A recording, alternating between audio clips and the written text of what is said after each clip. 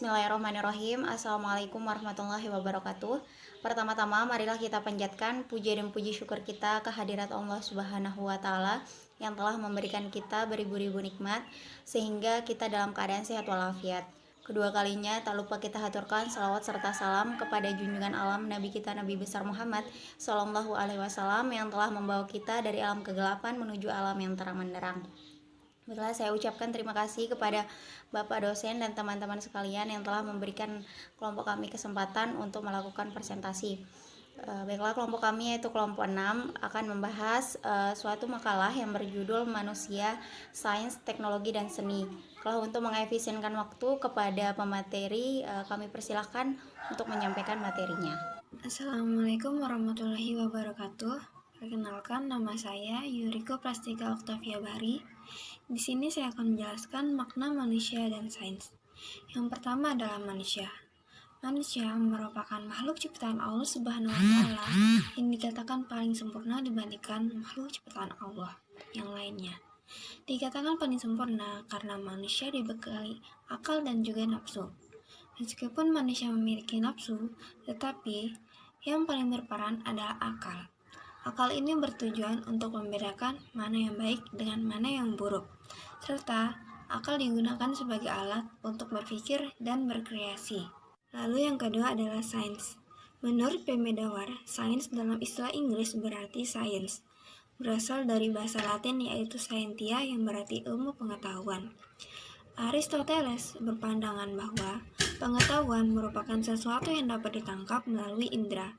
Sedangkan menurut Beckett dan David Hume, pengetahuan diartikan sebagai pengalaman indera dan batin. Tetapi tidak semua ilmu boleh dikatakan sains. Ilmu pengetahuan sains yang sesungguhnya adalah ilmu yang dapat diuji kebenarannya dan dikembangkan secara bersistem dengan kaidah-kaidah tertentu berdasarkan kebenaran dan kenyataan yang ada, sehingga pengetahuan yang dipedomankan yaitu benar adanya berdasarkan percobaan secara teori. Assalamualaikum warahmatullahi wabarakatuh. Perkenalkan, nama saya Nika Nagula Saputri, NIM J1A 019072. Di sini saya akan menjelaskan tentang makna teknologi dan seni. Yang pertama yaitu makna teknologi. Teknologi berasal dari kata tekni dan logia. Kata Yunani kuno tekni berarti seni kerajinan. Dari kata teknik, kemudian lahirlah perkataan teknikos, yang berarti orang yang memiliki keahlian tertentu. Dengan perkembangan keterampilan tersebut menjadi semakin tetap karena menunjukkan suatu pola, langkah, dan metode yang pasti. Sehingga keterampilan tersebut menjadi teknik. Diungkapkan Jacques Ellul dalam tulisannya berjudul The Technological Society. Tidak mengatakan teknologi tetapi teknik, meski arti dan maksudnya sama. Teknologi memperlihatkan fenomena dalam masyarakat sebagai hal impersonal dan memiliki otonomi mengubah setiap bidang kehidupan manusia menjadi lingkup teknis. Bahasa ini bukan dalam bentuk teoritis, melainkan perolehan aktivitas masing-masing dan observasi fakta dari apa yang disebut manusia modern dengan perlengkapan tekniknya. Jadi, teknik menurut Ellul adalah berbagai usaha metode dengan cara memperoleh hasil yang sudah distandarisasi dan diperhitungkan sebelumnya.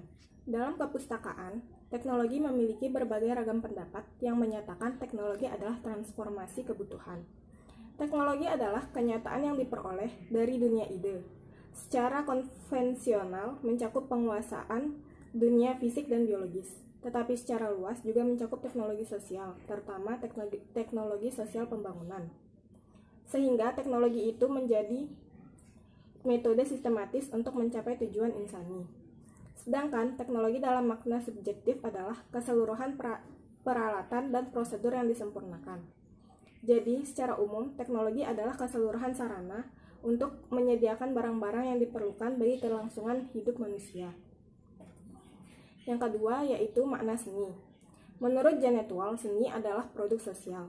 Sedangkan menurut Kamus Bahasa Indonesia, seni adalah keahlian yang membuat karya yang bermutu. Seni dapat berupa seni rupa, seni musik, dan lain-lain. Menurut bahasa, seni berarti indah.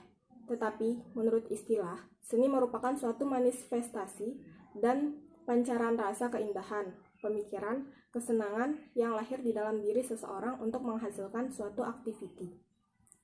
Wujud dari lahirnya suatu karya adalah hasil dari ide-ide para seniman berlandaskan daya imajinasi, pengetahuan, pendidikan, dan inspirasi, serta tenaga seniman itu sendiri.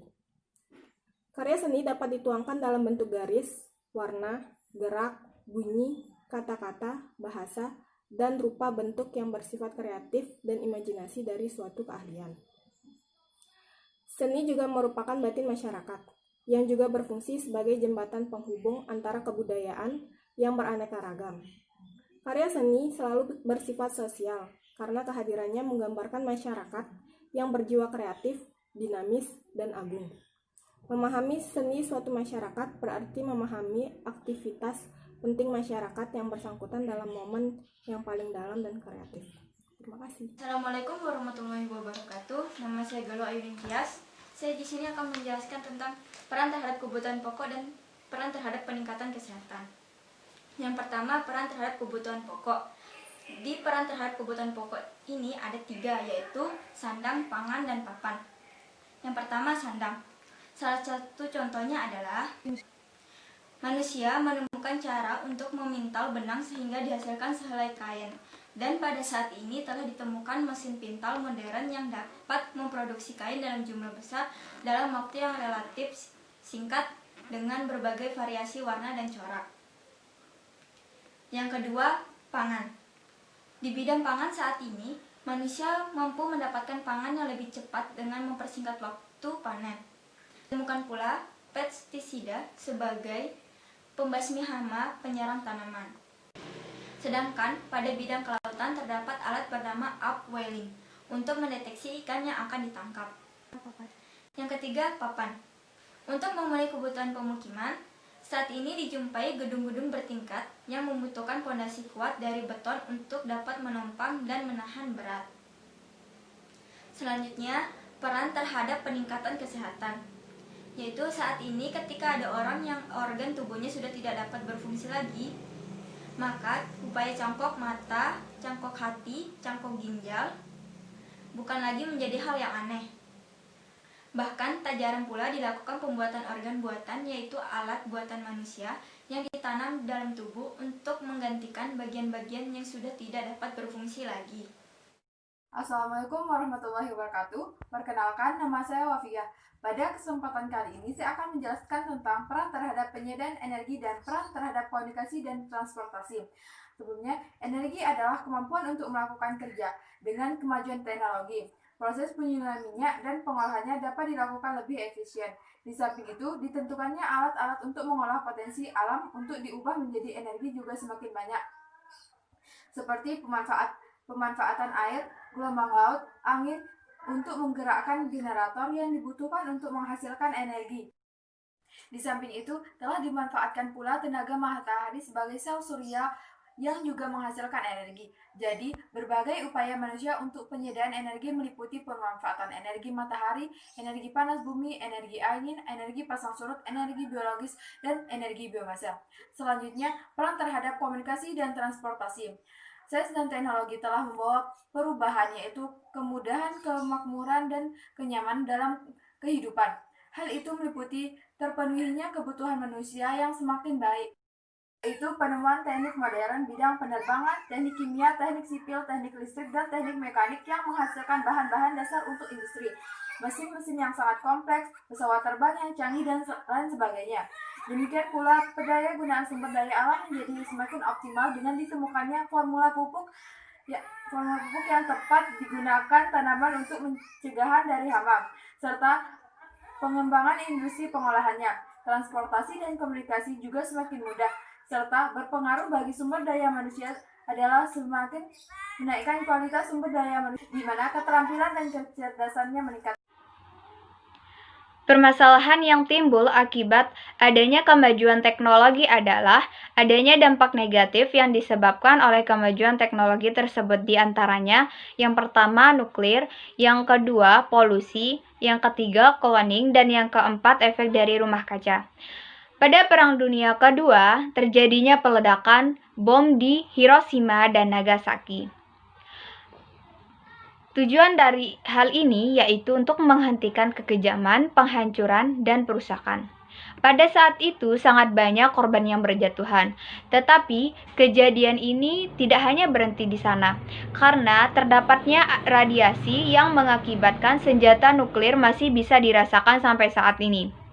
Penyebabnya adalah adanya debu-debu radioaktif yang berasal dari bom nuklir serta adanya reaktor-reaktor atom. Bahaya yang ditimbulkan adalah radiasi oleh sinar alfa, beta, gamma, serta partikel neutron lainnya yang berasal dari pembelahan inti tersebut. Efek yang ditimbulkan oleh radioaktif adalah terjadinya perubahan struktur zat serta pada pola reaksi kimia sehingga dapat merusak sel dalam tubuh. Bila hal ini terjadi, maka akan menyebabkan terjadinya mutasi gen yang akan bisa mengakibatkan terjadinya penyakit kanker. Kemudian yang kedua, polusi.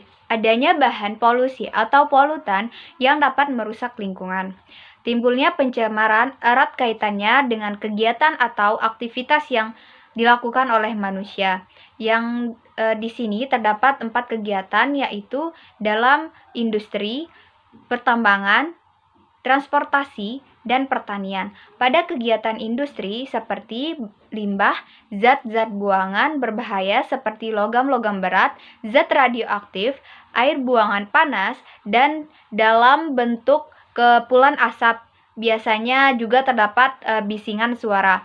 Nah, yang kedua yaitu pada kegiatan pertambangan. Biasanya kegiatan pertambangan ini terjadinya kerusakan instalasi, kebocoran, pencemaran, buangan penambangan, serta pencemaran udara dan rusaknya pada daerah lahan akibat dari pertambangan tersebut. Yang ketiga, terdapat kegiatan transportasi.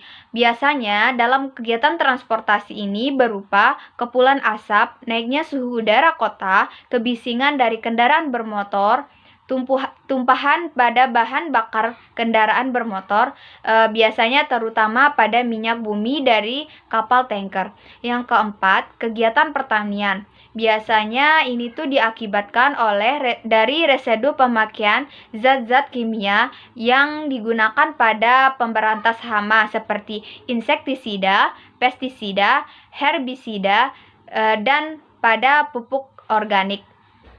Wabarakatuh. Nama saya Andika Sukma Satria. Di sini saya akan melanjutkan penjelasan tentang dampak negatif yang disebabkan oleh kemajuan teknologi, yaitu yang ketiga, klonasi atau cloning. Dengan kemampuan dalam bidang genetika dan biologi reproduksi, maka memungkinkan rekayasa duplikasi atau multiplikasi manusia secara seksual dengan klonasi. Adapun tujuan dari klonasi itu dapat dirangkum sebagai berikut, yaitu yang pertama, memberi anak yang baik untuk pasangan yang tidak punya anak. Yang kedua, menyediakan jaringan atau organ fetus untuk bertransplantasi. Yang ketiga, mengganti anak yang mati muda dengan anak yang memiliki ciri-ciri yang sama. Yang keempat, sebagai bagian dari eugenetika positif dengan membuat genotipus yang dianggap unggul sebanyak-banyaknya. Yang kelima, merealisasikan teori dan memuaskan rasa ingin tahu ilmiah. Yang keenam, memperoleh sampel dengan genotipus yang sama untuk penelitian, misalnya tentang peran relatif pengaruh lingkungan dan genetik pada genotipus manusia. Yang ketujuh, memperoleh orang dalam jumlah banyak untuk pekerjaan yang sama dengan ciri-ciri tertentu. Namun ada pula dampak yang kurang baik, yaitu karena hal-hal tersebut banyak yang belum menyetujui dan banyak yang menentang akan adanya cloning tersebut. Selain itu, pada segi agama sudah tentu bertentangan akan hal tersebut, karena kita menentang akan kodrat kita sebagai manusia. Bagaimanapun manusia sebagai makhluk ciptaannya tidak akan bisa menandingi seorang penciptanya. Jika wewenang cloning jatuh ke tangan diktator, maka ia dapat berbuat semena-mena yang akan merugikan spesies manusia dalam jangka waktu panjang. 4. Yaitu efek rumah kaca. Efek rumah kaca disebabkan oleh adanya pencemaran udara yang banyak yang mengandung zat-zat untuk mengubah suhu udara. Karena dengan adanya pencemaran udara akan menyebabkan pemanasan global, yaitu dengan adanya efek rumah kaca, di mana adanya efek rumah kaca ini sinar ultraviolet dapat membahayakan manusia, tidak akan disaring oleh lapisan ozon, sehingga akan langsung menuju bumi dan selanjutnya akan diam dan bersirkulasi di bumi, dan begitu seterusnya. Assalamualaikum warahmatullahi wabarakatuh. Perkenalkan, nama saya Bayi Alia Fakira Rizwanda. Di sini saya akan melanjutkan presentasi. Di sini saya akan membahas tentang problematika pemanfaatan ipteks di Indonesia. Yang pertama, tingkat pendidikan yang tidak merata. Apresiasi terhadap ipteks dan pemanfaatannya sangat ditentukan oleh tingkat pendidikan seseorang. Maka, tinggi pendidikan seseorang, baik apresiasi dan kemampuan untuk memanfaatkan ipteks secara benar dan optimal. Akan tetapi diketahui, tingkat pendidikan masyarakat belum sepenuhnya merata. Sementara diketahui, pada umumnya masyarakat adalah pengguna, bukan orang yang paham betul tentang ipteks. Maka, hasilnya dapat dilihat, misalnya teknologi mesin sepeda motor yang sudah terukur pemanfaatannya, yakni untuk muatan orang tidak lebih dari 2 orang, dimanfaatkan secara serampangan. Dalam keseharian, kita bisa menonton bagaimana sepeda motor dipakai berboncengan lebih dari 2 orang, juga digunakan untuk mengangkat barang secara berlebihan, sehingga mengganggu pengguna jalan lainnya. Teknologi komunikasi, handphone atau telepon genggam sebagai contoh disalahgunakan untuk melakukan kejahatan pidana maupun sosial, misalnya penipuan dan perselingkuhan. Jadi, tingkat pendidikan seseorang mempengaruhi pemanfaatan ipteks. Lalu yang kedua, kondisi ekonomi yang timpang. Tingkat pendapatan per kapita di Indonesia masih tergolong rendah. Di satu sisi, ada orang yang berpenghasilan melebihi kebutuhannya. Di sisi lain, terdapat banyak orang yang jangankan untuk mencukupi kebutuhan, untuk memenuhi sebagian kecil kebutuhannya saja sudah susah.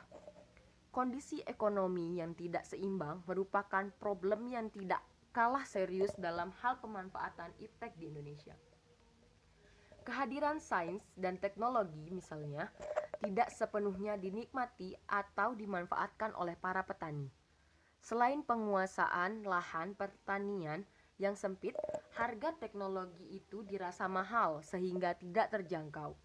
Hanya petani dengan kapital besar yang dapat memanfaatkan secara optimal. Sekian presentasi dari saya. Wassalamualaikum warahmatullahi wabarakatuh. Assalamualaikum warahmatullahi wabarakatuh. Nama saya Julius. Saya akan menjelaskan problematika penggunaan iptek di Indonesia. 3. Keterampilan sosial yang rendah. Keterampilan sosial juga menjadi persyaratan bagi pemanfaatan iptek yang optimal dan bermanfaat. Keterampilan sosial adalah suatu kemampuan yang dimiliki seseorang untuk dapat hidup berdampingan secara harmonis, toleransi, dan damai. Keterampilan sosial yang rendah mengakibatkan pemanfaatan iptek menjadi negatif. Misalnya, teknologi digital dan 3 dimensi telah mampu menghasilkan sistem audio visual yang luar biasa, enak dilihat dan enak didengar. Namun, di tangan orang yang memiliki keterampilan sosial yang rendah, teknologi ini bukannya memberi manfaat, tapi justru akan mengganggu ketenangan orang lain. Misalnya, menghidupkan dengan volume yang sangat keras tanpa mengenal waktu. 4. Kehidupan politik yang tidak sehat. Kehidupan politik selain dipengaruhi oleh birokrasi dan partai politik juga sangat ditentukan oleh para elit yang berkuasa. Kehidupan politik yang sehat dalam arti menempatkan sistem demokrasi secara benar, meletakkan sistem hukum secara adil, dan menempatkan hubungan penguasa dan rakyat secara harmonis, sangat menentukan pemanfaatan iptek secara optimal sesuai jalur yang benar. Problem saat ini justru sebaliknya.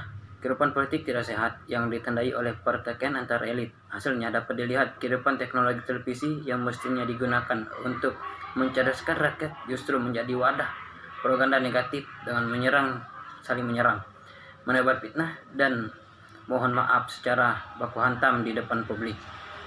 Padahal teknologi televisi sudah hadir ke setiap rumah sehingga apa yang mereka pertontonkan tidak dapat dijadikan sebagai tuntunan yang dilihat keseharian oleh masyarakat.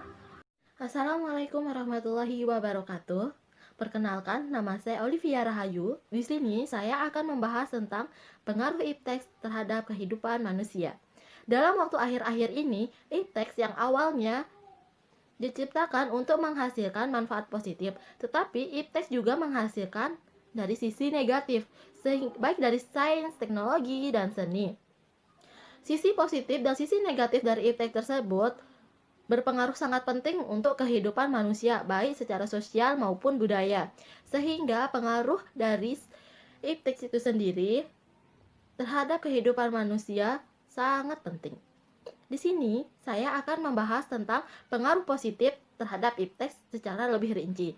Salah satunya, sisi positif dari ipteks tersebut yakni meningkatkan kesejahteraan kehidupan manusia secara individu maupun sosial terhadap perkembangan ekonomi, politik, militer, serta pemikiran-pemikiran dalam bidang sosial dan budaya. Selain itu, sisi positif dari ipteks tersebut dapat meningkatkan pertumbuhan perekonomian yang sangat tinggi, serta dari masa ke masa, ipteks tersebut semakin berkembang, sehingga banyak perusahaan yang membuka lapangan pekerjaan, yakni sesuai dengan kriteria dan sesuai dengan masa yang sedang dilalui oleh perusahaan tersebut, yakni kita dituntut sebagai pelamar pekerjaan harus memiliki skill-skill atau ilmu pengetahuan yang lebih luas tentang ipteks tersebut, sehingga perusahaan dapat menjangkau pasar. Selain itu, manfaat dari ipteks tersebut yakni pemanfaatan dari sains, teknologi, dan seni secara tepat kita dapat gunakan untuk mempermudah proses pemecahan masalah yang kita sedang hadapi. Selain itu, sains, teknologi, dan seni juga dapat memberikan suatu inspirasi terhadap perkembangan suatu kebudayaan yang ada di Indonesia. Salah satunya, kita dapat memperkembangkan suatu budaya yang ada di Indonesia ini dengan cara menggunakan media sosial, di mana saat ini media sosial sendiri bukan kata asing untuk lapisan masyarakat Indonesia. Tentu, baik dari kalangan anak-anak, remaja, dewasa, serta orang tua sudah mengenal media sosial, baik secara mengenal secara spesifik maupun secara penggunaan. Selain itu, media sosial juga dapat digunakan untuk komunikasi jarak jauh.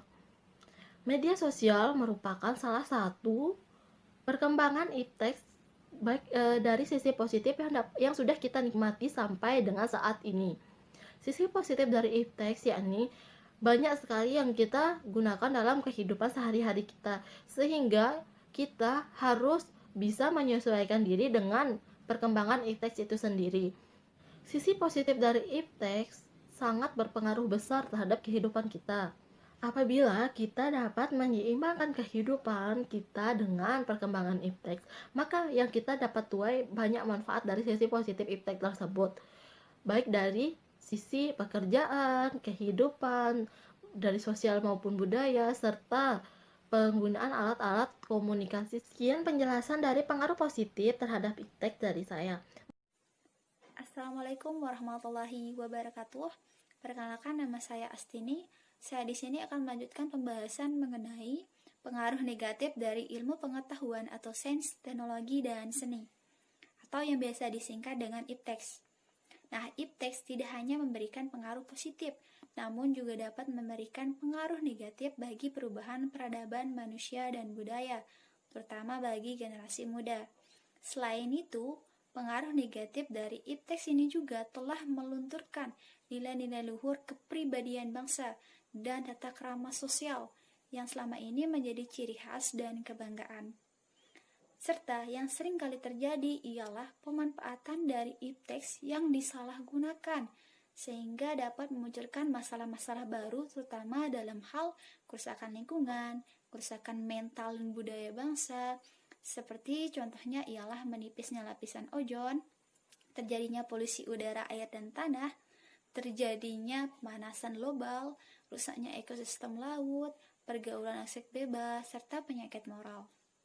Oleh sebab itu, agar iptek ini mampu memberikan pengaruh positif bagi kehidupan manusia dan budaya, seharusnya iptek ini mampu mengkolaborasikan antara nilai-nilai empiris dan nilai-nilai moral, serta menyesuaikannya dengan nilai religius atau keagamaan.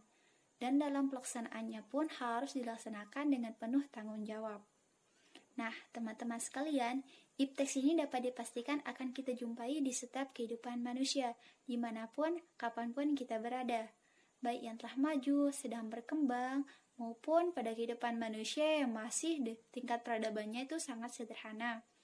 Bahkan, pada saat zaman purba atau pada zaman prasejarah sekalipun, yang dapat dikatakan pada saat itu tingkat peradaban mereka masih sangat sederhana atau sangat primitif sekali. Salah satu buktinya ialah bahwa pada saat itu mereka telah menemukan peralatan atau alat teknologi berupa alat-alat sederhana yang terbuat dari batu maupun tulang belulang yang kemudian mereka gunakan untuk mencari makanan atau yang disebut dengan istilah berburu atau meramu makanan. Dan pada saat itu juga mereka telah mengenal sistem bercocok tanam secara sederhana, yakni berladang. Nah, kemudian pada saat itu juga mereka telah mengenal adanya sistem kepercayaan. Nah, dengan adanya sistem kepercayaan ini, pada saat itu telah menunjukkan adanya nilai seni. Serta sistem mata pencaharian mereka pun terpotret atau tergambarkan pada lukisan-lukisan mistis, berupa lukisan telapak tangan dan lukisan binatang-binatang seperti babi dan rusa yang terkena panah pada perutnya, dan gambar-gambar mistis lainnya. Nah, biasanya lukisan-lukisan mistis seperti ini ditemukan di gua-gua tempat tinggal mereka. Serta yang terakhir yaitu sistem pengetahuan yang mereka gunakan pada saat itu, yaitu terutama pada saat berlayar. Mereka menggunakan sistem pengetahuan perbintangan agar mereka mengetahui kemana arah mereka akan pergi. Sekian. Assalamualaikum warahmatullahi wabarakatuh. Mungkin hanya ini yang bisa kelompok kami sampaikan, kurang dan lebihnya mohon dimaafkan. Wabillahi taufiq wal hidayah. Wassalamualaikum warahmatullahi wabarakatuh.